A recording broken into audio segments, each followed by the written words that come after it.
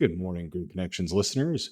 We have an exciting story today that combines speed, endurance, and the cutting edge of EV technology. Joining us today are the founders of the Electric Avenue newsletter, Janek Metzner and Julius Wilhelm. Not only are these two experts in the EV space, but they recently set a new charging time record for the EV Cannonball in a Lucid Air. That's right. These two EV enthusiasts made a coast to coast journey across the US, and they're here today to share their experience on the road, from navigating charging infrastructure to making history in the Lucid. In this episode, we'll dive into how they planned this epic journey, discuss the differences in charging infrastructure between the US and Europe, and hear what it was like to take one of the most efficient EVs on the market for a long distance test. Whether you're an EV road tripper or just curious about the state of electric vehicle charging, this episode has something for everyone. Before we dive in, I encourage you to share this episode with at least one friend or fellow EV enthusiast who enjoyed this story as well. And if you're loving what you hear, please leave us a positive review on our podcast page. It really helps us bring more great content to listeners like you. With that, enjoy.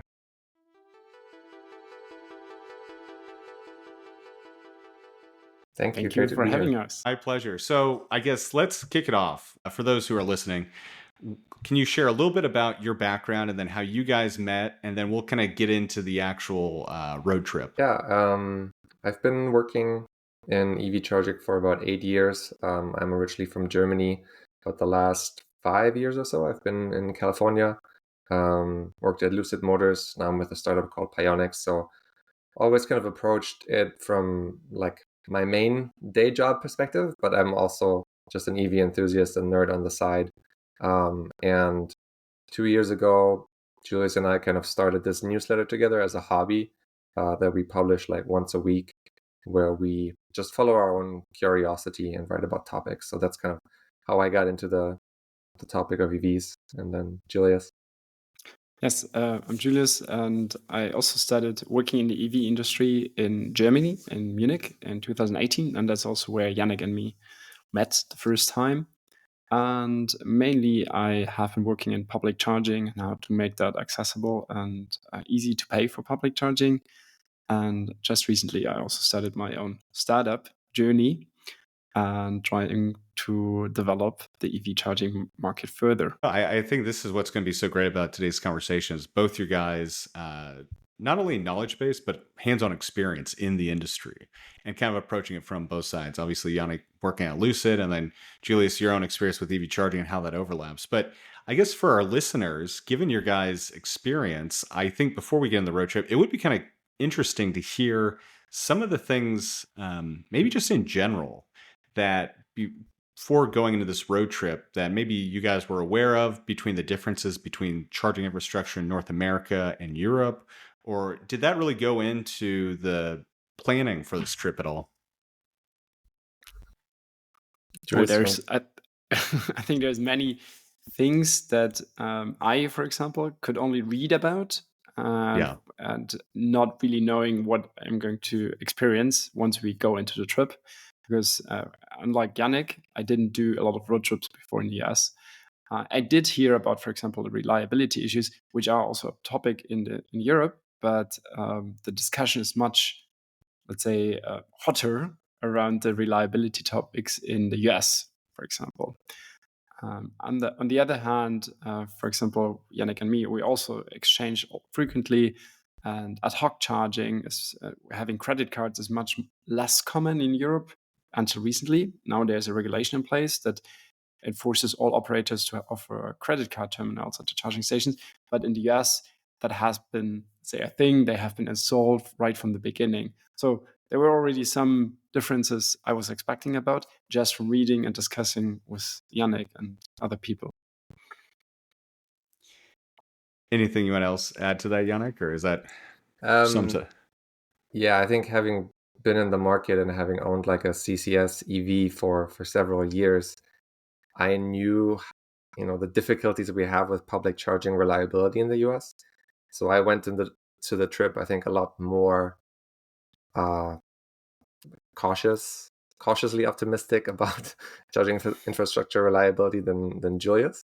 But I think, I don't know, Julius, I feel like you heard from me that there are certain challenges, but then at the end of the trip, you kind of recapped that it was like worse than you actually expected. Is that fair to say? Yeah, definitely. I think when we talk about the trip details, we will touch base on that. But maybe to tease up, we actually tried one charging station that was perfectly located on our way, but that failed us completely, which led to us having one additional stop instead of 6 charging stops. We did 7 stops on the charging journey, and there were, for example, no alternatives at that locations that we could have used. And yeah, that made the conclusion for me that reliability is really a topic. For sure. And I think it's really interesting. You're talking about 7 charging stops across the whole US. I'm actually looking at doing another road trip that's about 2,500 miles. And even that, or I'm sorry, closer to about 1,800, 2,000 miles. And even that, I'm probably going to be charging 7 times, at least in my car as it is. So let's talk about this. So I guess for anyone listening who's unfamiliar, the Cannonball run is essentially you go from Manhattan, I believe it's called the Red Ball Garage in Manhattan, New York City, and then you go to, and I'm drawing a blank on the resort in LA, but essentially right on the beach there.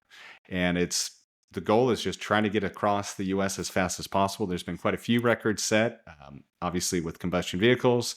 There's definitely with those, it doesn't, you can do some pretty quick math and realize that speeds that are being done are definitely not of the legal variety to get some of these records.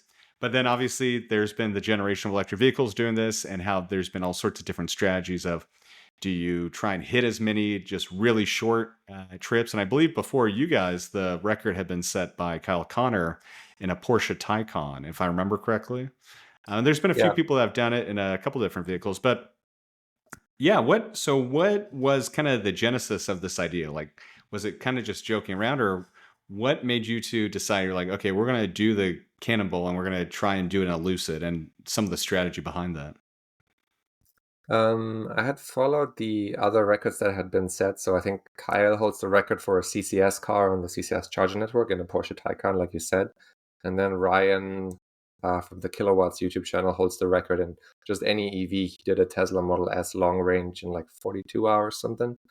But they each had, between 17 to 20 charging stops, because right. like you said, they stopped every 1.5 hours or so. And I was thinking about, are there any other categories that we can do that showcase a little bit more efficiency and stay within the legal limits, of the road, and came up with this one with the charging stops. So I told Julius about it. He got excited about it as well. We did a little bit more research. We planned out some routes with a better route planner. We actually saw that on the Guinness Book of World Records, similar categories of records had been set for crossing Canada, crossing the UK, and crossing New Zealand. But no one had really, claimed or set a record for the US. And we figured if we try and do it with the Lucid Air, which is the most kind of capable passenger car at the moment in terms of efficiency and range, we might be able to set a record that holds for a while. No, that's great. And I know you had previously worked at Lucid. Obviously, that probably had a little bit to do with your kind of decision around it. Or what was it primarily just the total range, or were there any other things that kind of went into, like, I mean, looking at Ryan's record using the S and obviously the supercharger network, were there any other kind of things like, well, maybe we could do this, or it doesn't really matter what vehicle or what charging, we just want to get across the US the fastest in whatever vehicle that there is? So from the technical specifications, the Lucid Air Grand Touring, the vehicle that we used, is the most efficient vehicle with a comparable big battery. So it has also the biggest range. There's a configuration that has a little bit more range than the vehicle that we used, and now they also brought out a new model update for 2025. But technically, the Lucid Air Grand Touring is the most efficient, most suitable vehicle to set the record. We also evaluated using the Tesla Model S and the Mercedes EQS, but as said, those are priority 2 and 3 for us. And we were able to get Lucid Air Grand Touring rented in Los Angeles. So that has been the perfect fit for us. That's great. And so you said it was, I'm sorry, what was that, Janek? Yeah, just wanted to say we weren't sponsored by Lucid, so we were completely neutrally just looking at the market. We ended up renting the car on Turo. And yeah, like Julius said, we evaluated a bunch of other cars as well, but just kind of in this category of record, it is the most suitable vehicle. And we were just lucky that we were able to get our hands on one because we don't own one. For sure. And so the one you went with, that was a 2022, or I can't remember what model year was it? Yep, 2022 was 21-inch wheels. Gotcha. 19-inch wheels would be more suitable or efficient. It was the Grand Touring trim, so that model year has a 112 kilowatt hour battery. And then Lucid just came out with the 25 model year, which has 118 kilowatt hours battery in the same trim level. So it got even a little bit more capable. And then I think they've added like a heat pump and a couple other just kind of smaller refinements to make it even more efficient. So there's possibly room for doing another one here soon. So we'll see. But okay, so you find the Lucid, you get to it. And so I'm assuming you rent on Turo or something similar. Do you tell the owner what you're doing? Or is it just like, we're going to rent it and we're going to put some miles on it and just leave it at that? This owner offered the option to pay for unlimited miles on the car for like an extra daily charge. So that, suited our use case quite well. But in the end, we rented the car for quite a long time. There was some expectation that there was going to be a lot of miles put on the car. And then we actually only drove it one way. On the way back, we put the car on a truck and shipped it back. Yeah, because technically, I guess you guys did like the reverse Cannonball. You started in LA and then headed out to New York. I mean, it's kind of tomato, but just traditionally, I know they start from New York. So, okay, you get the car. What is, I mean, that's great. That's huge. But obviously the biggest thing determining your ability to get across the country is going to be the charging. And traditionally, and I mean, there's 2 points. One is obviously the charging, and then 2 is maximizing the efficiency of this vehicle. And with traditional Cannonballs, I mean, there's all sorts of things that people do. They will have a car go ahead, maybe half an hour ahead of them, speeding purposefully to like get police attention so that they don't have to deal with getting pulled over. They'll have radar. They'll have all sorts of things. I guess, was that at all in your team's strategy? Or it sounds like it was just kind of you two in the car trying to get there in the most efficient way, maybe not the most fast in some ways, even though that ironically kind of made it the most fast time for you guys. So technically we didn't have those preparations needed since we didn't go for time, and we only aimed for the highest efficiency and the lowest amount of charging stops. Janek already told, like we were able to stay within legal road limits. Rather, we didn't. We needed to ensure that we have the minimum speed on the interstates. So our main preparations was really about what is the best route and what are the best locations for charging, and that we were able to explore iteratively. So we didn't knew kind of how far we can actually go with the Lucid if we stretch, if we decrease our speed a little bit. For example, reference consumption models on the better route planner, and that good or rather conservative for the Lucid Air Grand Touring, because probably not many people with that vehicle use a better route planner, because usually you need to take a break and you can then charge before the vehicle needs to recharge. So we really on the route check then what is our state of charge, how much miles do we have left, can we reach our stretch goal, or do we need to use backup charging stations? And that became also a little bit more of a challenge the further we got into the Midwest, because then the density of the charging locations got fewer and fewer. For sure. So that's interesting you mentioned you used a better route planner, because I use that all the time. And I agree with you. Sometimes it's either a little on the conservative side or it's a little actually optimistic. And sometimes it does take into a lot of variables. So some of that has been my own driving speed. I think it assumes you're going like 65 or something, versus like where I've had to drive through Wyoming and Idaho, it's 80 is the just speed limit. And then you have people doing 5 to 10 over that. And so that obviously plays big into your efficiency. So with that, it sounds like you guys had said you're going within speed limits, but I know on the video you guys had also mentioned you're trying to shoot for like 60, 65. Is that that was the ideal speed, and that's due to efficiency, or what kind of made that speed the ideal one for you guys? We varied speeds a little bit, usually between 60 and 70. Never really more than that, because then the efficiency really falls off. And most of the time, I'd say we were at 65.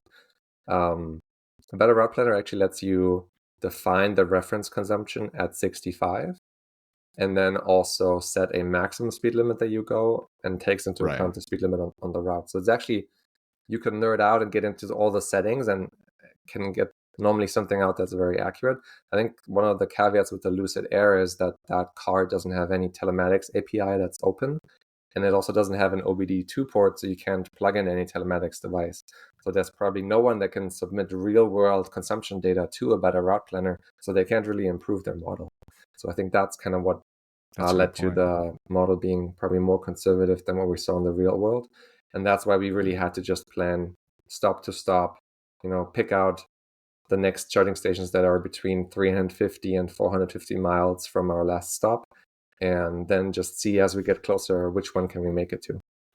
No, that's great. And so, I mean, I know a better route planner technically has been acquired by Rivian. Have you spoken with or know of any of the team at a better route planner to share some of this feedback? Not yet. Maybe in the future, but no. At the moment, we're just enthusiastic user of the product, and happy that it seems also to get updates. Also after the acquisition from Rivian, which is good. No, I like I said, I use it almost daily myself. I'm a big fan, and you're right. You can get all sorts of crazy settings. You can, I think where I sometimes, I don't want to say struggle, but the issue I have is obviously where I live, we have winter tires. So you want to save one version that's like the standard, then you have winter tires, and just trying to have and it's not really even their fault, just always trying to figure out what the most accurate version of that efficiency is going to be. It can be a bit of a stretch, but I spend way too much time. I do. API connection, yeah. Okay. Yeah, I've used that. I did it for quite a while without it, and then I've recently kind of added it to it, and it's interesting. I wouldn't say it's like a night and day difference when I kind of got some of these other things dialed in. I just knew what my efficiency was going to be more like with winter tires. And in the end of the day, I'm running 19-inch winter tires that are non-studded, and so the biggest difference generally isn't even the tires. I've noticed in the end, it's going to be a lot colder out. And so you're dealing with that air density and efficiency side of it. But yeah, and I guess that'd be an interesting thing to talk with you guys too. I mean, when you did it, it was pretty much all sunny the whole way, or what was the weather like? Yeah, it was sunny and hot. It was, I think, 100 plus a lot of the days that we went. And yeah, we usually set the AC to about 78. So we were still comfortable, but a little higher than most people set their AC. For sure. But the air ventilated seats made it a little bit more comfortable, I think, at that temperature. The ventilated seats helped. Yeah. No, I'm such a big fan of that, and it's crazy, especially on a road trip. Like, I think a lot of people are saying about massaging seats, and I'm sure that's great and all. I've never been that big of a fan of them. Some people swear by them, but I've just noticed how much of a difference just having that kind of air, kind of like breathability makes. Just especially once you're getting like around mile 800, 900 in a day, it makes such a difference in just your driving experience. I think the massage seats are dangerous because they relax you and make you more tired after like 6 hours. That's a good point. Fair. Janek was a big fan on the third and fourth day once the back started hurting after all the driving. Yeah, they're great in the passenger seat if you want to just pass out and nap. Yeah, fair. No, that's a good point. So, okay, we've kind of talked about the planning. Let's talk about actually kicking off the trip and just how that went. And once you were on the road, you were probably still kind of checking with a better route planner and maybe Google Maps or some other thing for traffic conditions. But what did getting in the car and just getting on the road look like for you guys? So we started in Los Angeles, and we need to avoid the big traffic in the morning on Friday morning. We started at like 5:30, leaving the hotel, and then recharging the last percentage at an EVgo station, right, or close to the Portofino Hotel, which is the official starting point, kind of. And then we left after some recording at 6 a.m. in the morning and went out. And luckily, we were early enough, so traffic wasn't really bad for us. And we were in Las Vegas already midday, I think. And I think then, then in Vegas we were also before. So we crossed Vegas before rush hour as well. So we kind of crossed both major metropolitan areas in the first day without hitting traffic. So that was great. Yeah, that's huge. So I mean, with that, were you seeing pretty open chargers once you had a charge, or what was that looking like?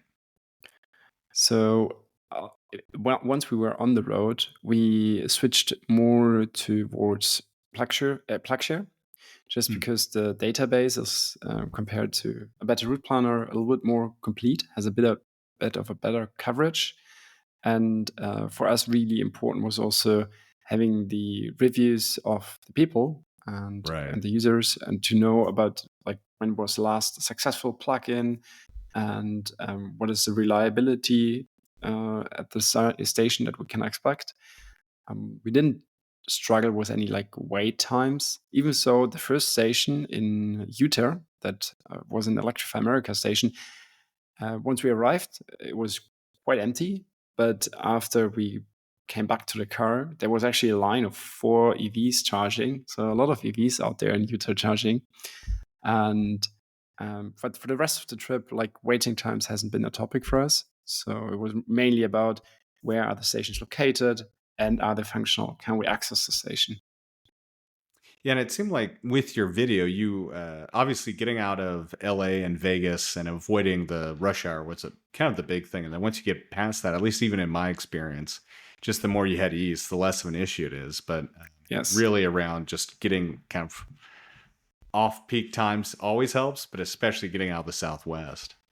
Yeah. So in New York, then the traffic picked up again. Like before arriving in New York City, then it got more dense, but we didn't have big traffic jams. I think only in the like Lincoln Tunnel or something like that. Which is notorious for that. Yes. The first time I ever went to New York City, I had gone on a flight. It was a 5-hour flight. I think it was even slightly delayed. I get there and we go through the Lincoln Tunnel, and there was some sort of accident. And I'm stuck in this Uber, and I feel so bad for the Uber driver because he was literally telling me right as I get in, I was like, "Oh, you're my last one for the night. I decided to pick you up, and then I'm going to go see my kid," all this stuff. Well, we get stuck in the tunnel, and we're in traffic for almost as long. I'm in the backseat of this thing for almost as long as my flight from Portland to New York City was. Oh, my God. Yeah. Oh, my God. Admittedly, I'm just on my phone, just kind of hanging out. Unfortunately, I'd used the bathroom when we landed. But I felt so bad for the guy. Does that increase the Uber price because it's by the minute? Well, or is it fixed price? Yeah, it did increase, but fortunately, it was a business trip, so I wasn't paying it either way. Got it. But yeah, I know exactly. It was it can get you, and that was random because that was like a Sunday night. It was pretty much the absolute time it shouldn't be bad, but no, I've been caught in that tunnel a few times. So. Okay, so you take this first charge, and now you're on the road. You're seeing the cars getting a bit more efficiency. What are some of the things that you're noticing maybe as you're driving that's having like the biggest impact? Is it really just the speed, or were there other kind of little things that you were guys now starting to kind of dial in and get the car going as far as it could on a charge? We tried to optimize for everything, so we reduced the screen brightness of the infotainment. We put the AC temperature higher. At some point we started trying to draft a little bit behind trucks, usually towards the end of like a leg when we tried to make it to our stretch goal charging stations. The night before we had put a lot of air in the tires. I think those are the main optimizations. And then lastly, we also didn't use the Lucid navigation system because we didn't want the vehicle to preheat the battery. That would also, I mean, the navigation system wouldn't lead us to the stretch goal anyway, because we tried to go for 1 or 0% arrival state of charge. And we didn't want the car to preheat the battery to not lose the energy. Yeah. So did you find, well, and the interesting thing too is with the time of year you guys are doing it, it's so warm out anyway that it's not really going to be as big of an issue, like especially in the winter. So there really is not as big of a reason to use the preheating. Yeah. And we didn't want to, like, we didn't optimize for the shortest driving and charging time. So we didn't care too much if it's like, we even got at one point, I think 295 kilowatt, but we didn't care if the vehicle is charging at its maximum rate. Gotcha. So now you're starting to kind of run into these chargers and use them. What were you noticing? Because what I thought was really cool is you just use just about every major brand of charger there is out there. Everything from Electrify America to Tesla to ChargePoint. What did you guys notice kind of dealing with the different charging infrastructure and your experience with that? So I think it was quite unplanned that we put in a big variety of charge point operators in our route. It just happened because they have had the best location to stretch out each leg. And I think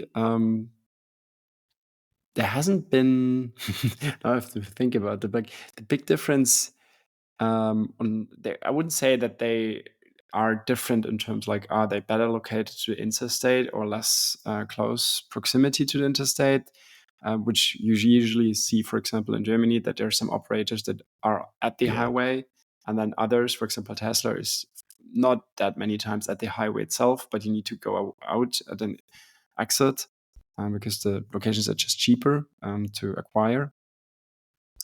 Janek, do you see any like major difference except from branding and maybe the hardware they have been using? Another difference was the amount of chargers. So, there's a site in the middle there that caused us a lot of issues because it only had one charger and that charger failed on us. Another site that we hit only had 2 chargers, of which one was broken. So ideally, when we do these road trips in our normal life, we try to hit a site that has at least 4 fast chargers or something. Right. If we have our pick. But in this scenario, we didn't have that. For us, it was more important to pick the ideal charger in terms of miles distance versus the one that has the best plug share rating or has the most amount of backup chargers. Yeah.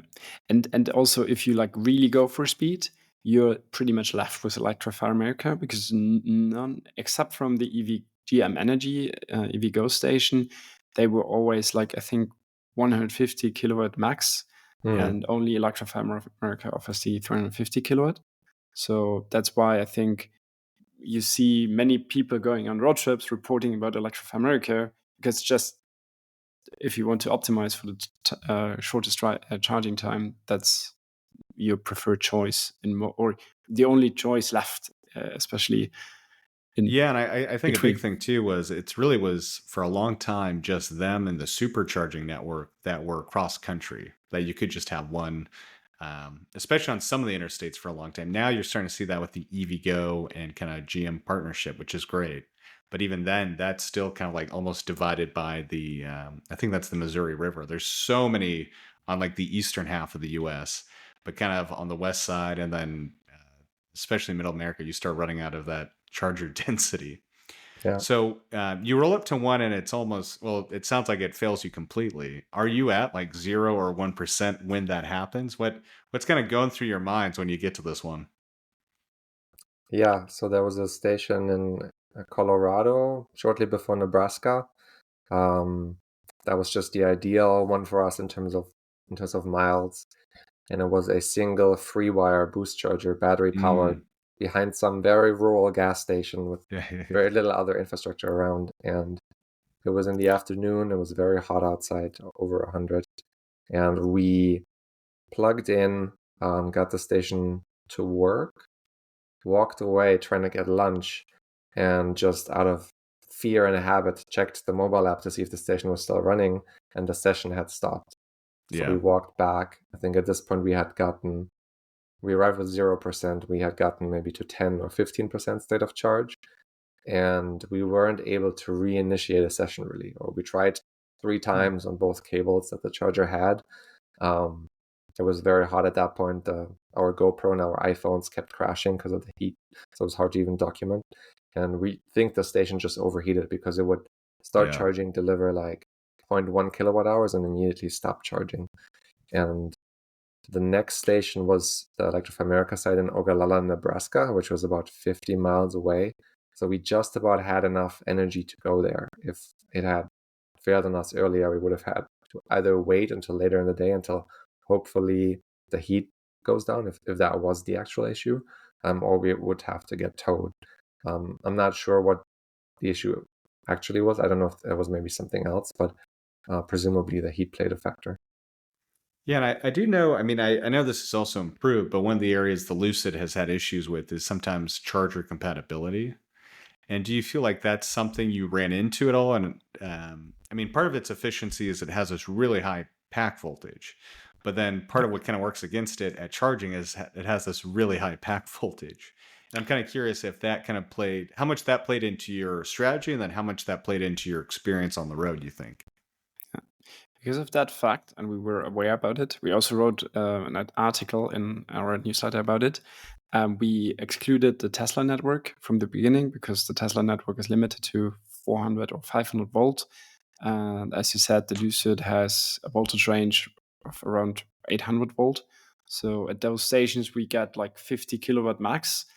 But still, the FreeWire station was also a limiting factor there because it also supports only 500 volt. Yeah. So that came on top to the aborted session that we already knew that we will be charging there for 3 hours probably because of the lower charging power that we're getting. But except from Tesla and that FreeWire boost charging stations, most charging stations support up to 1000 volt. So that isn't a problem so much for the Lucid.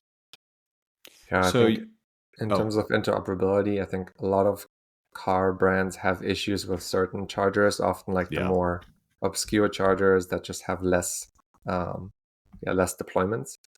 Sometimes, are lower priority in interoperability at testing, and sometimes that leads to issues.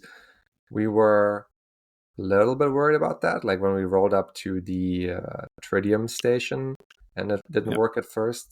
There's a moment in the video where I suspect that it might be an incompatibility, but then on second, I think first we tried with credit card, second try was with the app, and then it suddenly worked. So in the end, I don't think we had any charging interoperability issues. It was usually more reliability. So in your experience having kind of charged in the US and now in Europe, would you say the reliability and this kind of interoperability issue is still similar in Europe, or is it much more just kind of plug in and forget it? I wouldn't say it's plug in and forget it. So there are also reliability issues in Europe, but the discussion is not that much centered. Or like I have the feeling that in the US, it's really reliability is the core issue in charging, in EV charging. While in Europe, reliability is also a topic, but there are other topics as well, especially when it comes to like in Germany, for example, public charging is much more expensive. Yeah. So people that can't charge at home or the work that are dependent on public charging, it's not really an option to switch to EVs. So there's other topics as well that the industry is fighting with. Let's put it that way.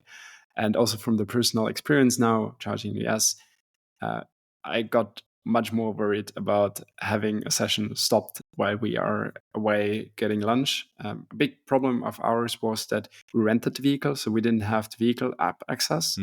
So we tried to start the charging sessions with the app of the charge point operators, because that's the only way that we get remote information from the charging session. Yeah, that's actually a really good point, because I need to do this again. But the trip I've done out to specifically Iowa a couple times along I-80 and I-90, there were sometimes there'd be like an EA charger or something that would charge faster, but repeatedly, because it might be like a level 2 or a version 2 supercharger, so like tops out at 150, but there'd be a EA. So you know what, I'll give it a try. And I just found repeatedly that between not just how long it, even though I had like the app downloaded, I had all my information, just like to get the difference between just plugging in and walking away and then getting it all figured out and working, ate into so much of that time difference. And then both times I would walk away, and I fortunately had the app. And so I would just get a notification like 5 minutes into it that it failed or it stopped. And both times, now I don't want to be such a hater because it's obviously improved. I've talked to a lot of people about this, but I would then go back to the charger, and instead of getting 350, obviously I couldn't get that much. I could do like 250, but I would get, it would either be inoperable or the other time it just topped out at 50 kilowatts. And that was just like such a big experience. And like, okay, I've got enough anyway. I'm just going to go to the next one. And it's kind of interesting. I'm sorry. Do you seek out non-Tesla chargers with your Tesla for the thrill of it, or was it really the best station in the moment for you? Both. Yeah, okay. Just because where I was at, it was in South Dakota, there's pretty much just a straight shot of all just V2 chargers. And so there were a couple times where I could just go in EA, and I was like, well, this will get me up at least to 250, and that should make a bit of a difference. But between just trying to get the thing to actually start charging and then the issues I ended up having, it was just consistently, even though it kind of annoyed me because it took a little bit more time, it was just so much more, it was much more worth it just to go to the version 2 supercharger and charge at the slower speed than deal with a third party. And EA has definitely gotten better. The other interesting part of it too to me was, one, just to have that opportunity to test the charger, but two was the price. Consistently, the Tesla chargers were a lot cheaper, and I even had the EA Electrify Pass where you pay a few bucks and it comes down. And even then, it was still more expensive to charge on the EA ones I found. And so like by the second or third one I had done on that trip and it had failed me and I just had wasted so much time, I just said, screw it. I'm going to deal with the Tesla ones and not even deal with it. But I don't want to hate on it because I do know a couple of people who have done that that route specifically recently and had a much better experience. So it's good to see that they're improving, but it is one of those things that, especially when you're trying to cover miles, you're just like, okay, this is the plan, and on paper, in theory, this should work a lot faster and be the ideal thing. But just in practice, you realize, now I'm just going to go to the slower charger and it'll work. It'll be done. But you can do flawless runs on CCS infrastructure sometimes. But I would say the average experience is probably, there's a little bit more anxiety involved in using that CCS infrastructure because the user flows are different, the payment flows are different, and the reliability is a little bit different. Yeah, and one of the big things I always tell people is, like, for a new technology to be successful, it doesn't have to be just as good. It has to be better than the existing technology. And I think whether it's Tesla's form of it or like plug and charge, that's literally the most ideal thing. You just plug it in and walk away. That's better than gas, where you have to still swipe a card. It's simple, but it's still that. Whereas like this, you just plug in and walk away. Yeah, you don't need to remember the zip code. Exactly. And so it makes, one, not just a better experience, but two, it makes it so that you just don't have to deal with all this. Will it work? And the downside of the plug and charge thing is obviously then it's not just on having a charger that can accept it, but then having a vehicle that has that built in. And I guess that was just a really long-winded way of me to say that it does make a big difference, and it can be a critical difference by having that app access to your car, so you do get those notifications. And I think it was really smart what you guys were doing by having at least the charger app where possible to kind of give you those updates, because it's just really frustrating to plug it in, have to kind of deal with everything, which, I mean, in the scheme of things, that's a first world problem. It's not that much work, but just to get it going. And then for it to fail like so quickly is just so frustrating. Yeah. But to point it out, I mean, it's kind of somewhat a convenience problem, but at the same time, the industry needs to mature and tackle those problems to make EVs accessible to masses. Because like, I don't want to, like most of my friends, they don't want to bother with that. We are fascinated and interested about it, and we can nerd out about it, and it makes to be honest, that's also a little bit the experience. We also cover it with our video, but most people don't want to have that experience. EV charging just needs to work. No, I'm 100% with you. I mean, it's for something for me, it's really fascinating, but for my mom, I know, like, I can download all the apps and do all that stuff, and she'd be lost in the dust by just having to download an app. And until it's just that simple, where it's just like you put in your payment info in the car once and then you can walk away, there's still a big hurdle for others in the space.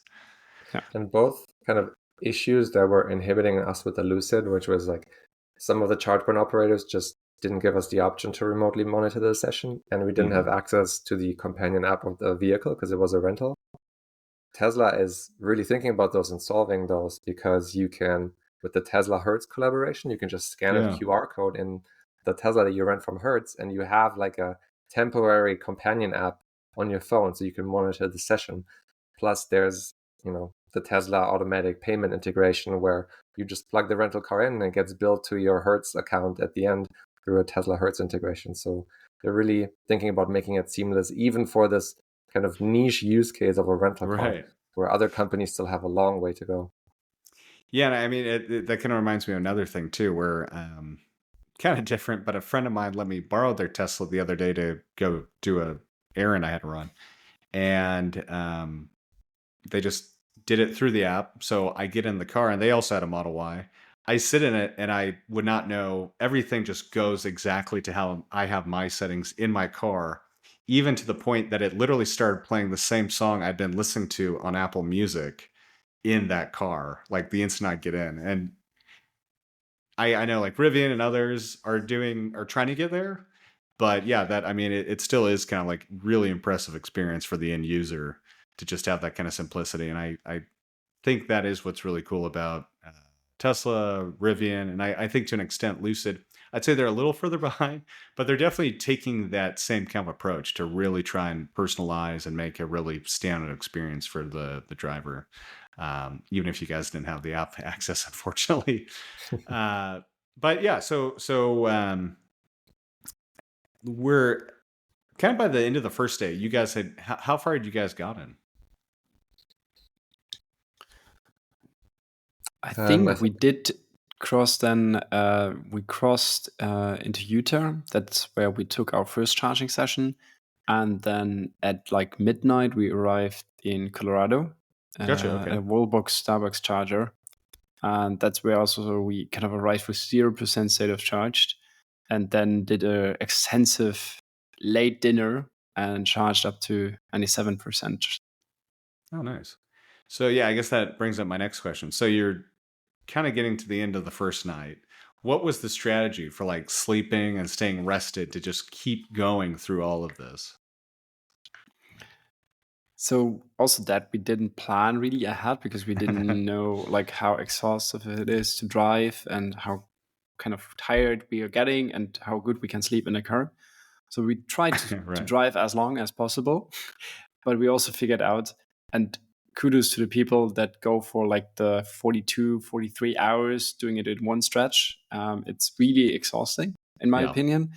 But because we knew that we will take much more time for the total trip, and it's not really hurting us that much if we get a proper rest and also mitigating the dangers of falling asleep while driving, that we try to go into a hotel at between, I think the latest was 4 a.m. in the morning, and and the earlier ones was like 1:30, and then sleep for 5 to 7 hours. We didn't charge the car while we were in the hotel because the break was just too short to make a significant advantage for the trip, because it would count as an additional charging stop. That's why we relied on the DC charging stations.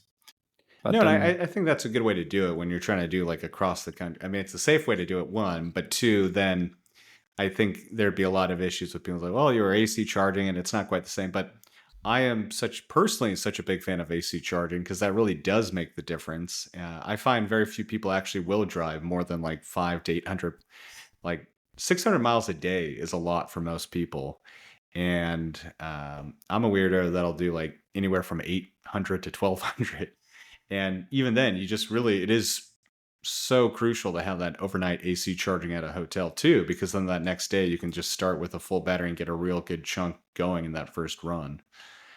Let alone with a car like a Lucid that, then you can go pretty much the whole day close to without ever even having to charge it. Yeah, it would be great if more hotels build out AC infrastructure, definitely. And if there were easy ways to filter for it in all the major booking sites. Yeah.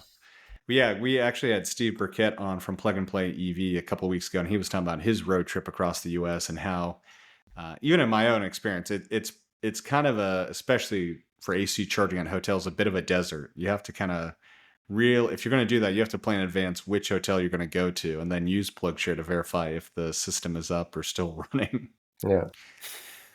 So you get to Colorado on the first night. What does the second day look like for you guys? Second day was what we already touched on a little bit. So we left Grand Junction, Colorado, made it through Denver, and then by the afternoon we hit that free wire charger. Yeah. That kind of gave us a lot of trouble. So we got 10-15% out of that one, which is just enough to make the 50-mile stretch to the next fast charger, which was the Electrify America station in Nebraska. So we arrived there, had some lunch at Subway, and charged to 98% again or something like that, and then continued on. And I don't remember where we spent the second night. Do you remember? Was that Iowa? Yes. Yeah, it was. So at that evening, night, we were heading for a station at a dealer because that was the best located station. But it was then like Sunday morning, and we were already reading that there were problems with PlugShare. And then we called it a night, stayed in the hotel, and in the morning we actually called the operator, the customer support hotline, and wanted to verify if we can access the station. And then luckily, the person on the line was really helpful. And he also reported that there was a file notice that there's service, and it was like 9 days ago. And there hasn't been a charging session happening on that station since then. So we said that this is too risky. Yeah. And there wouldn't have been any backup stations close to that station. So we charged at I think it was Mid-American Energy station earlier. So we didn't do the full stretch. We usually aim for 400 miles per recharge. And at that stretch, awesome. We only made like 370 miles. Still really impressive. So all in all, you guys did it in 3 days, correct? 4 days, actually. 4 days. So we started Friday morning, really in the early morning, and arrived at, I think, 6 p.m. in New York on Monday. And then you guys kind of mentioned that you ran into some traffic going into New York, but were there any other things that kind of came up in the final 2 days of that trip, or just it seemed like then you kind of knew what you were looking for and what to avoid when it came to the chargers, right? I think on the second last stop, we had the issues Janek mentioned already with the authorization. So the payment didn't work. We still didn't. It was a tritium charger. I think quite interesting because there are not so many installed in the US, I've heard. In the US, they're quite common because Ionity, for example, deployed them early on. It's like the kind of Electrify America in Europe. And there we had some issues, but luckily there were 2 stations, each with 2 charge points. So we were able to charge at that one. And I think the last stop was the most pleasant one. It was a Navy-funded site. Oh, nice. It had a roof. It has a nice lighting. We arrived there at like 4 a.m. in the morning, and it was a little bit rainy. So it was also the first way. It was the only time it rained, really. But then the roof was really practical, and that was a really pleasant trip. And there we have also our charging stop, and we also had the peak was like 295 kilowatts. Oh, nice. Yeah, I mean, I'm a big fan of canopies over charging locations. Even when it's sunny, it's really nice because it just keeps the chargers cooler, and then getting out of the car, it's so much cooler. It just, I get that it's a bigger expense, but it's definitely something I hope to see on more and more chargers.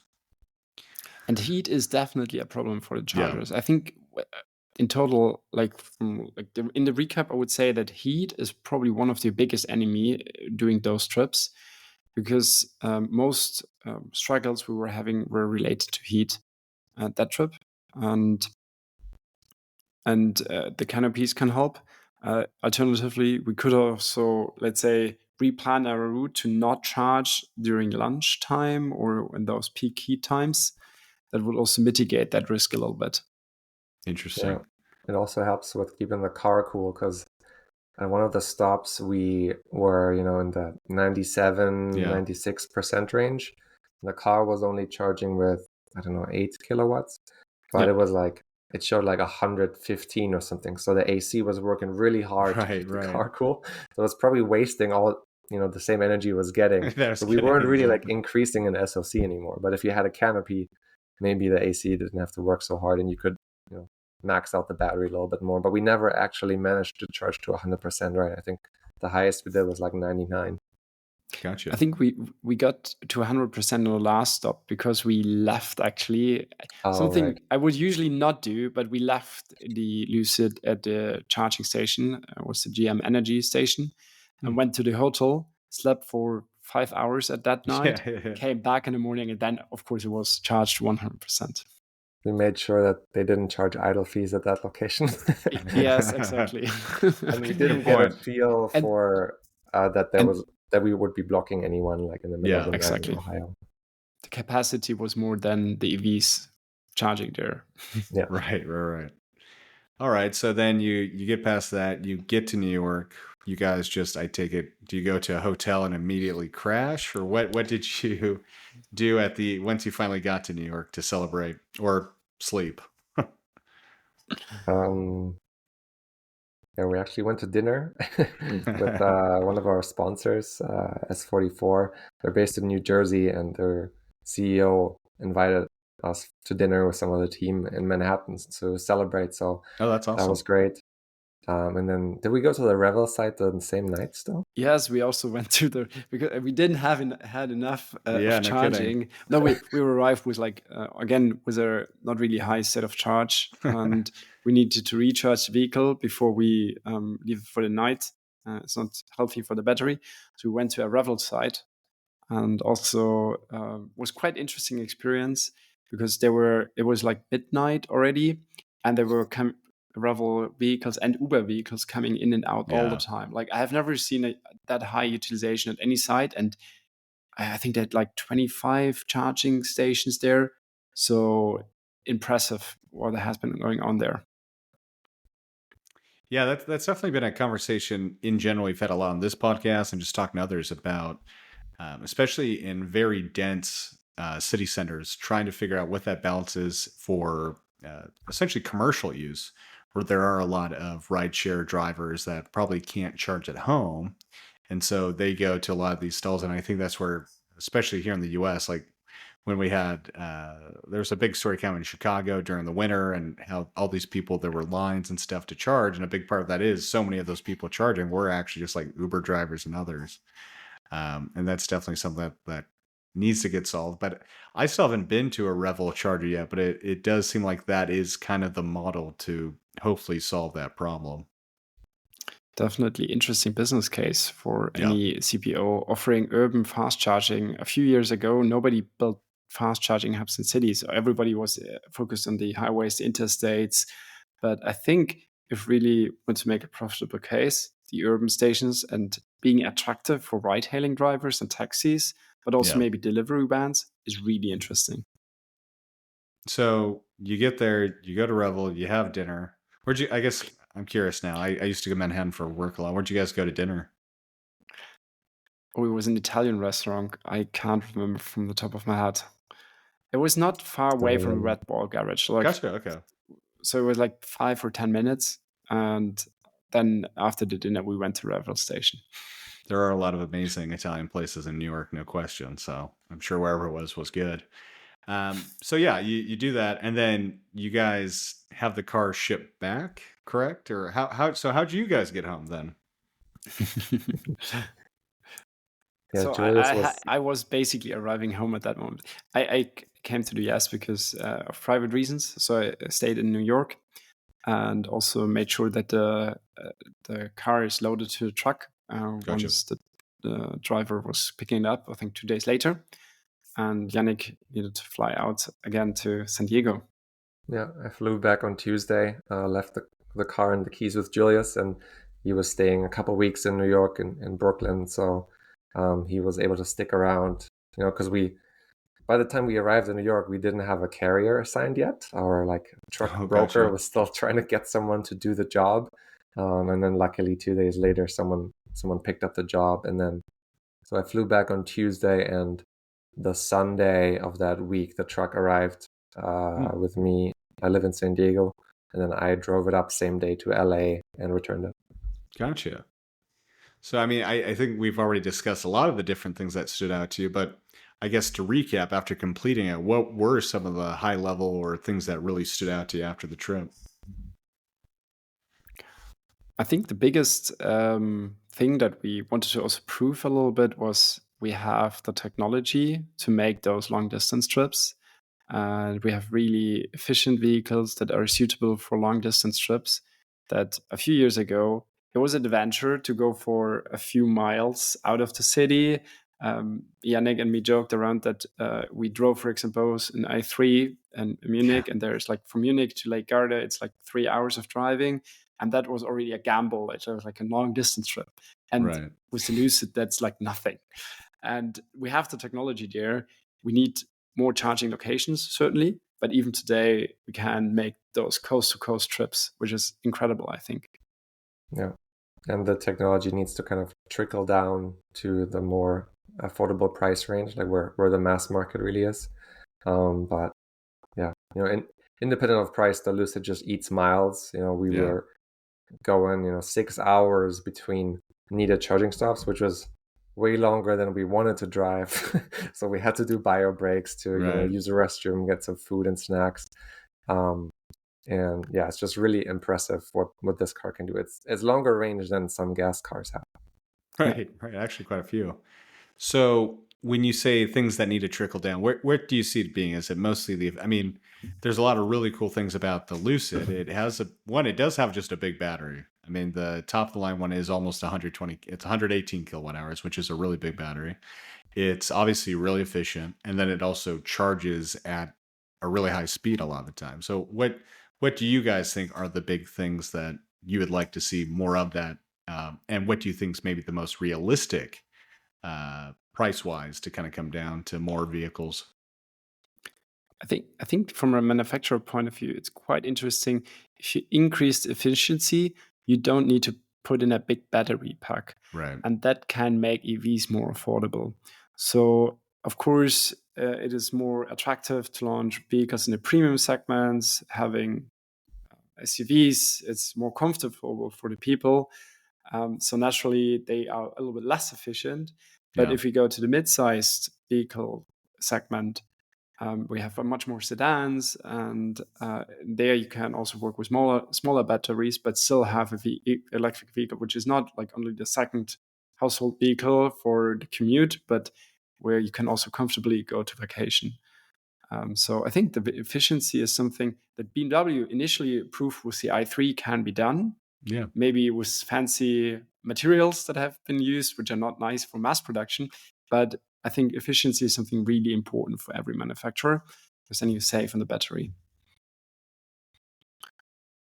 Yeah, I'm curious where we will end up with what is the sweet spot of range that people actually need, where they're comfortable that this is not my second car, this is my main or my only car, where every use case that I have, from daily commuting to visiting the in-laws on Thanksgiving or Christmas in peak traffic, I feel confident enough that it's enough range, and that the charging infrastructure is good enough that it just meets all my use case needs. I don't know where that actually will end up. Of course, it's always better to have more range. So if my 7-seater SUV can have as much range as the Lucid Air, and it's still affordable, that's great. but I don't know if we really need that much. Yeah. And then you can also compensate battery size with charging speed if you have trust and density of charging infrastructure. Because naturally, people need to take a bio break, and I mean, we try to stretch each leg. If you would take like normal speed and charge whenever we need to take a bio break, go to the restroom, and also get something to eat, we wouldn't need the big battery of the Lucid Air. So in that time, you would expect that the first thing you do is you plug in your vehicle, you take your thing, do your activities, and then get back. And once you unplug, your vehicle needs to have 80% state of charge, and you are good to go for another 3 hours of drive. And whatever that size of battery is, it depends a little bit on the efficiency of the vehicle. Yeah. But I think that would be my best spec. So you have a long range Model Y? Yeah, it's a all-wheel drive long range, which I'm not exactly sure what the battery size is. They say it's like 82 kilowatt hours. I don't think I've ever really come close to that. I think it's closer to 70. Do you ever wish you had more range? Oh, always. Okay. And don't get me wrong, it's a really good vehicle. I've definitely noticed when I'm road tripping with my wife, and especially if we have the dogs, the charging isn't as much of an issue because she usually has to get up and do something, or the dogs need to go for a bathroom break.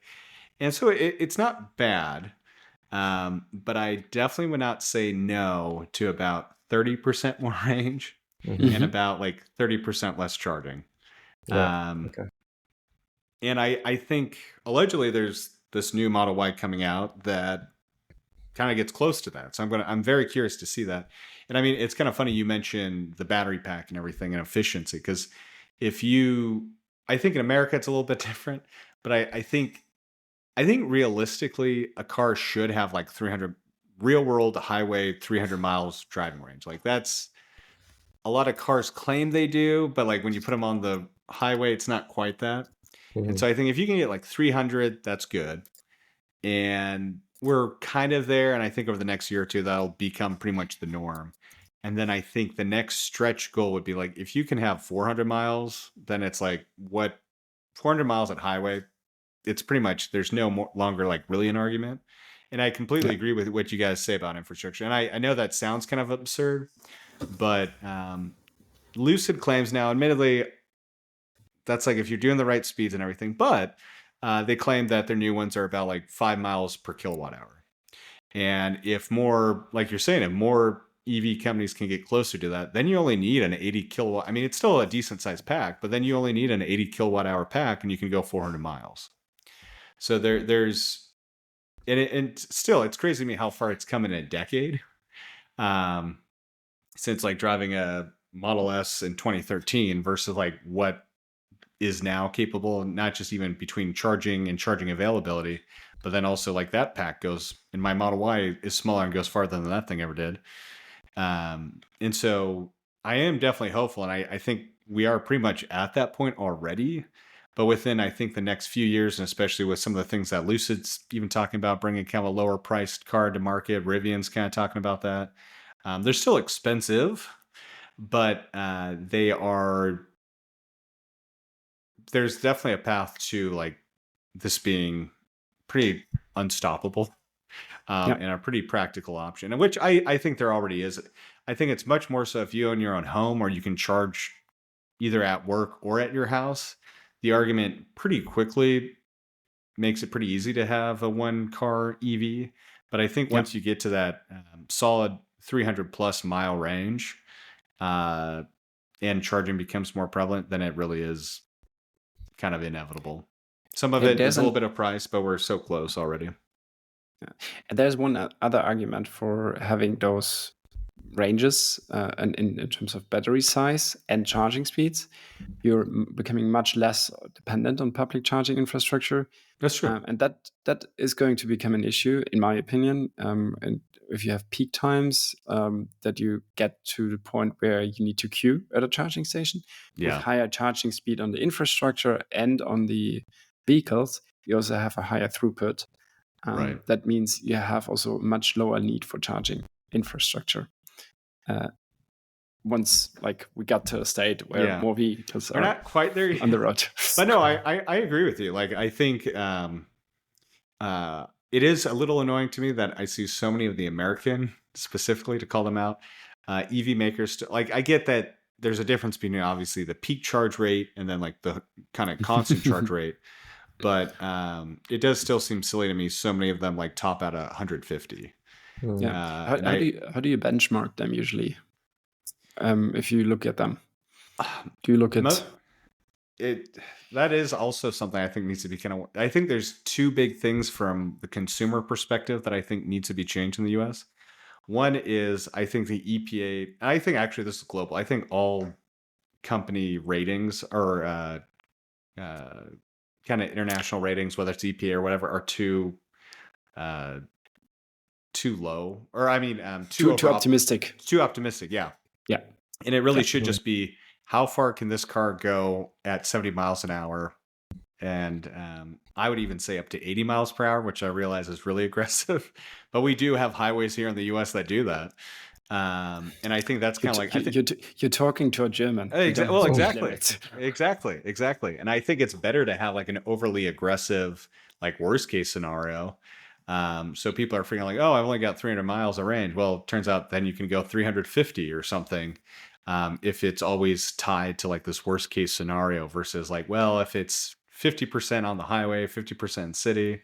And I just don't think that that's realistic. And that's not really the range people want to know. So I think one, there needs to be stricter testing. And I think what everyone wants to know is highway range. So it needs to be specifically just highway range. And then the second thing is just around having higher charge rates.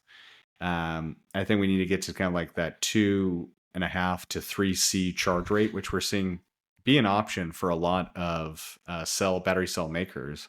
And if you have a 70 to 80 kilowatt hour pack, then you're pretty much inherently going to be at the 200 kilowatt plus, which I kind of think is the norm. Like needs to be the norm. If not closer to 300. I think so too. I think because we now see like the next year, like we see now Mercedes, BMW, for example, launching as well the 800 volt architecture for the vehicles, which Kia and Hyundai have out already since a few years. And with that, we all also expect to see higher charge rates. And I'm really hoping that also too. I'm curious if that is also then again only starting in the premium segment. Well, I think that's a good point too. To bring it down. Well, and I think 800 volt architecture is really cool, but it's only really cool once you have a battery pack that's like 90 kilowatt hours or bigger. Once you're in a smaller pack than that, it actually isn't that much of a difference when it comes to charge speed. And the big reason you see a lot of, and some of this is also supplier based. So I think inherently the voltage will probably go higher than what we're seeing for 400 nominal around these smaller packs, but I don't think it's going to go as high as 800. An interesting pack actually is the new Macan that came out. I think that's a really great car, but its nominal is, even though they claim it's 800 volt tech, it's 600 volts. It goes nowhere near 800 volt architecture. And so I think that's, and I'm not trying to poo poo it. The big reason there was always this 400, 800 volt wasn't to do even with EVs. It had to do with just American supply chain and what we build products to. And I think, what we just need to see is more chargers that are capable of having large bands of voltage supply, and then building. I think the kind of the good and bad to the Lucid was they built this really cool 923 volt specific thing that's great for efficiency, especially because it has big pack in it. But then a lot of the chargers have had issues with that, and I think that also will change. But yeah, to me, it's more. Because you can kind of play around with the voltage and current in a battery pack how you want. But yeah, I think the 800 volt thing is cool, but it's really more of you really notice it once you're getting to a bigger pack. That really delta. I really like the measurement of miles of range added in a certain time, because it gives you the combination of efficiency.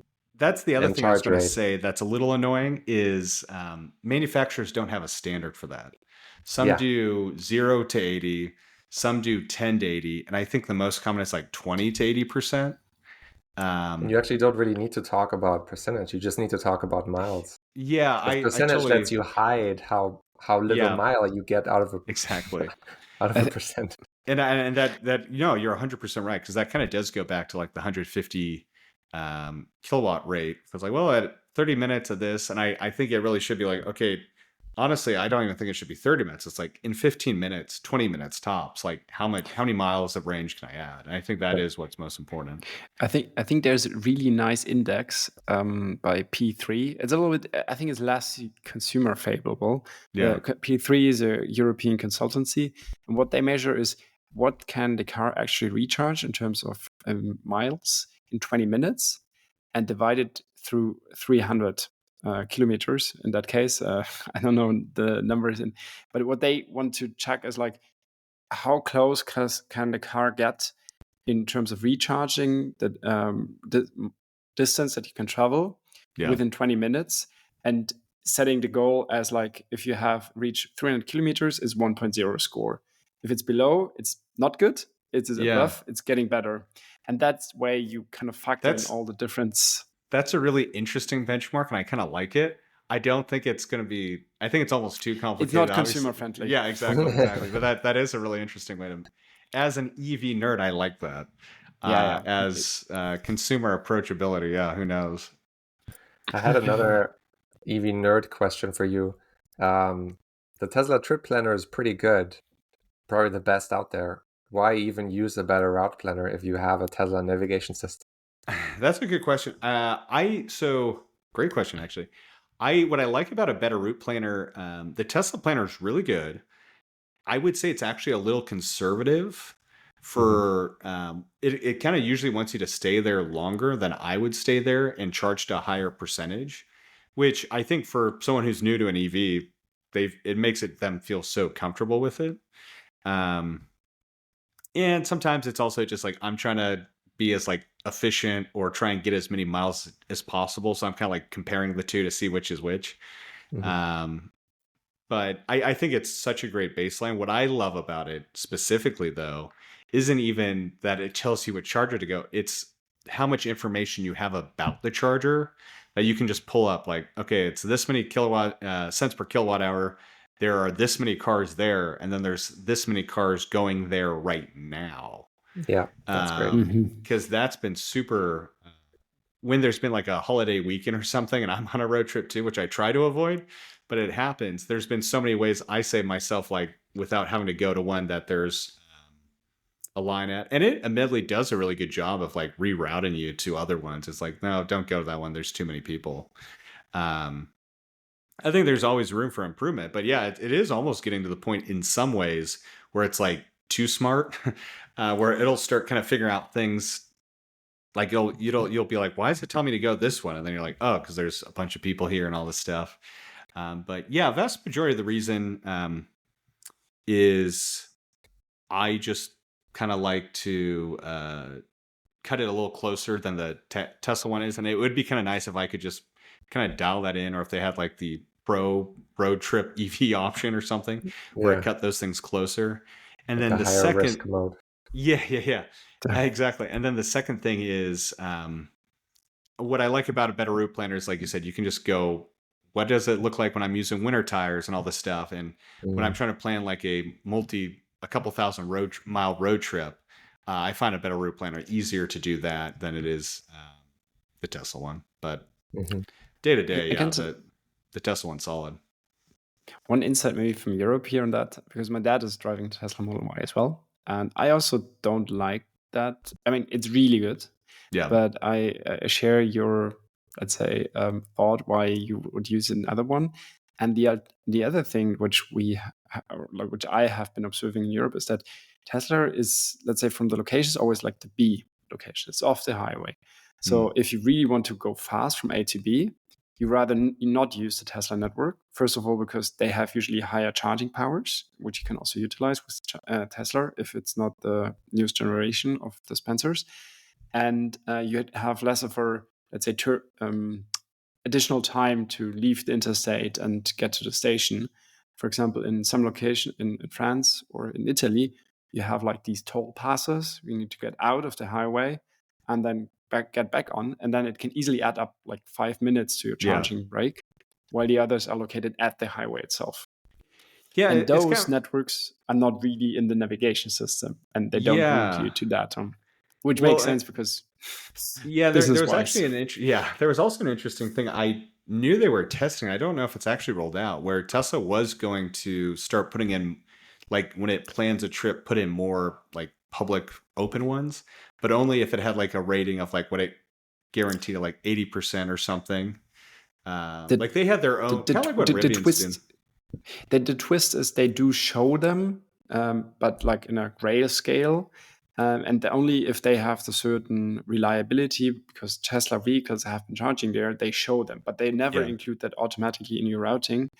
And the thing is, because they don't show them previously, most Tesla drivers don't go there. Plus, probably they also like the convenience aspect of their Tesla closed ecosystem experience. Yeah, well, and I had been told that was going to change. It's interesting to me that hasn't changed, actually, to at least like have the option to add them or not. Kind of like how you can add whether you want to take the options that have like toll roads or stuff. That'd be cool if they did add that, so you could just kind of flex that in. Here in the US, they don't even have the option. You have to manually like search public charging. It doesn't even have the grade option, which I think would be really cool. But I think also on the West Coast, this has kind of changed, especially in the Northwest where I live. There, just for a long time, there wasn't the same level of high power public fast charging density that there was for the Tesla ones anyway. It's only generally been like when I go on a road trip, and then when I'd go on a road trip, I just ran into reliability issues anyway. But it is changing. So I am really kind of optimistic about that. And you're right. I would like to see them have that option at least. So I could do that. I'm sure they probably will someday, but obviously they got all sorts of other things going on. And you're right, for their own business model. And to be honest with you, the other interesting thing too is just how expensive some of them have gotten. Whereas here in the Northwest, there's some chargers, and now some of it's also time of use, that are cheaper than home charging. It's like I think it's like 10 p.m. till 6 in the morning. But I pulled into one once and I was like, wait, what the hell? It's 8 cents a kilowatt hour. Wow. And I think I pay 11 cents at home. And that's still considered really cheap. Yeah. And that blew me away. And so there's a couple like that. They're just insanely cheap that unfortunately the Electrify Americas and others aren't. And it seems like, especially once you start going east, some of them now, like I think it's really cool what the GM Energy and EVgo ones are, but they're like anywhere from like 50 to even like 65 cents a kilowatt hour, which I guess maybe I'm just being cheap at that point, but as a German, that's been a local mentality at least. As a German, I would already be happy about those prices. We have stations that cost you up to $1 or more per kilowatt hour. That's insane. And then it's not a case to own a V. For sure. No, I completely agree. Yeah, no, and I mean, we're really spoiled here in the Northwest because we have so much cheap hydropower. That's a big part of the reason our rates are just so much lower in general. But yeah, no, it's an interesting thing to see, and there's definitely a lot of growing pains. I think it's all going to get solved. But no, I just want to say thank you both for coming on, and it was really fun to kind of talk with you guys and kind of live vicariously through the video, which I'll have in the link for today's show notes for those, and I highly recommend everyone watch it. It is really just fun, entertaining to watch you guys go on the trip, and it made me want to do a road trip again here soon across the US. So I'll have to do it, and maybe I'll update and say, damn it, why didn't I get a Lucid or something, and complain and say you guys had it way too easy. Beat our record the next time. I don't know if I'm going to do that, but that is tempting. I think maybe I'll wait a year or two before I try that until there's a few more chargers out there. But honestly, Janek, Julius, this was so much fun, and thank you so much for coming on today. We'll have to talk soon, and I hope you guys do something like this. I'd love to see one in Europe too, to kind of see as a comparison, road trip over there. Although I guess the Lucids are just now coming to Europe as like an option? I think they have been for around a year. Yeah, they have probably more. Yeah, they're selling. They're selling in Europe, not as high volumes as in North America, but there are customers driving Lucids in Europe as well. Well, very cool. I hope you guys do that soon, but totally understand the logistics behind that either way. But Janek, Julius, thank you so much. I'll talk to you soon. Thanks, Chase. It was nice talking to you. Bye.